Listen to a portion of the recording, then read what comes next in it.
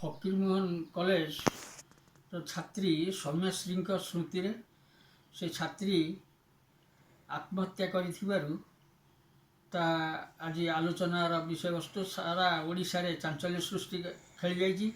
ତେଣୁ ସେହି ସୌମ୍ୟଶ୍ରୀଙ୍କ ସ୍ମୃତିରେ ଭୋଗରାଇ ପଳାଶିଆ ଗାଁର ଅଗ୍ନିକନ୍ୟା ଛାତ୍ରୀ ସୌମ୍ୟଶ୍ରୀଙ୍କ ସ୍ମୃତିରେ ଏ କବିତା।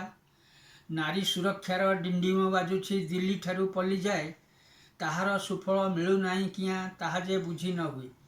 ନେତା ପ୍ରଶାସକ ଭାଷଣ ମାରନ୍ତି ଧର୍ମ ଅବତାର ଭଳି, ସେମାନଙ୍କ ନାମେ ଅନେକ ମାମଲା ରହିଅଛି ଭଳି ଭଳି। ଫକୀରମୋହନ ବିଶ୍ୱବିଦ୍ୟାଳୟରେ ଯାହା ଘଟି ଯାଇଅଛି, ଛାତ୍ରୀ ସୌମ୍ୟଶ୍ରୀଙ୍କୁ ଯୌନ ନିର୍ଯାତନା ଅଧ୍ୟାପକ ଦେଇଅଛି।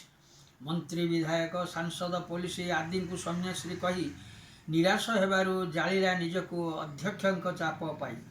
ସମ୍ବେଦନଶୀଳ ଏହି ଘଟଣାଟି ଜନତାଙ୍କୁ ଦୁଃଖ ଲାଗେ, ଜିଲ୍ଲାପାଳ ନେତା ଅପାରଗ ବୋଲି ଜନସାଧାରଣ ଭାବେ। ଗୁହାରି ଶୁଣିବା ପାଇଁ ମୁଖ୍ୟମନ୍ତ୍ରୀ ପ୍ରକୋଷ୍ଠ ଖୋଲି ଅଛନ୍ତି। ସୌମ୍ୟଶ୍ରୀ ଗୁହାରି ଛୋଟିଆ ଥିଲା କି ପାରିଲେନି ଭାବିଚିନ୍ତି। ପୋଲିସ ଏବେ ତ ନିଷ୍କ୍ରିୟ ହୋଇଛି, ସାଜିଅଛି ଚାଟୁକାର। ନେତାଙ୍କୁ ସୁରକ୍ଷା ଯୋଗାଇ ଦେଲେ ସେ କର୍ତ୍ତବ୍ୟ ସରେ ତାର। ବିଜେଡ଼ି ଅମଳେ ଯାହା ହେଉଥିଲା ଏବେ ବି ତାହା ହେଉଛି। ହତ୍ୟା ନିର୍ଯାତନା ହେଲେ ସେ ଘଟଣା ପୋଲିସ ଚାପି ଦେଉଛି। ତଦନ୍ତକାରୀ ତ ସହଯୋଗ ହାତ ନେତାଙ୍କୁ ବଢ଼ାଇଛନ୍ତି, ସେଥିପାଇଁ ତାଙ୍କୁ ପଦୋନ୍ନତି ମିଳେ, ବଢ଼ୁଛି ରାଜ୍ୟ ଅଶାନ୍ତି।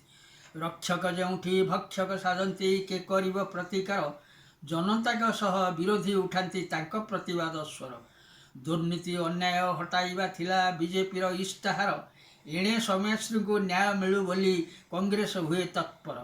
ସମ୍ବିଧାନ ମତେ ନେତା ପ୍ରଶାସକ ନ୍ୟାୟାଧୀଶ ସେବାକାରୀ ସେବା ଦେବା ପାଇଁ ବେତନ ନିଅନ୍ତି ଚାକିରିଆ ବୋଲି କରି।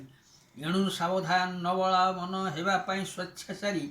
ଅନ୍ୟାୟ ଅନୀତି ଧରା ପଡ଼ିଯିବ, କେ ନ ଶୁଣିବେ ଗୁହାରି। ସାହସୀ ସୌମ୍ୟଶ୍ରୀ ଜୀବନ ହାରିଲା, ସଭିଙ୍କୁ ଦେଲା ଚେତାଇ। ନ୍ୟାୟ ପାଇବାକୁ ଅନ୍ୟାୟ ନିକଟେ ମୁଣ୍ଡ ନୁଆଁଇବା ନାହିଁ। ତଥା ଶେଷ ନିଶ୍ୱାସ ଯାଏଁ ସେ ଲଢ଼ିଲା, ସର୍ବେ କଲେ ଧନ୍ୟ ଧନ୍ୟ। ନାରୀ ଜାତି ପାଇଁ ସଂଗ୍ରାମର ରାହା ଖୋଲି ଦେଇ ଚିରଦିନ। ଦେଶବାସୀ ତାଙ୍କୁ ବଧାଇ ଦିଅନ୍ତି ତା ସାହସିକତା ପାଇଁ। ମରିଗଲେ ବି ସେ ଅମର ରହିବ ଏକ ବୀରା ନାରୀ ହୋଇ। ଦେଶ ଧନ ଲୁଟି ନେତା ପ୍ରଶାସକ କେତେ ଗର୍ବ କରୁଛନ୍ତି। ସର୍ବମୟ କର୍ତ୍ତା ଦଣ୍ଡିବେ ନିଶ୍ଚିତ, ଛଡ଼ାଇ ନେବେ ସମ୍ପତ୍ତି। ବ୍ରହ୍ମାଣ୍ଡ ଠାକୁର ତା ଆତ୍ମା ସଦ୍ଗତି ହେଉ କରୁ ନିବେଦନ। ପ୍ରଭୁ ଜଗନ୍ନାଥ ତୁମ ପଦ ତଳେ ଦିଅ ତାକୁ ବାରେ ସ୍ଥାନ, ଦିଅ ତାକୁ ବାରେ ସ୍ଥାନ।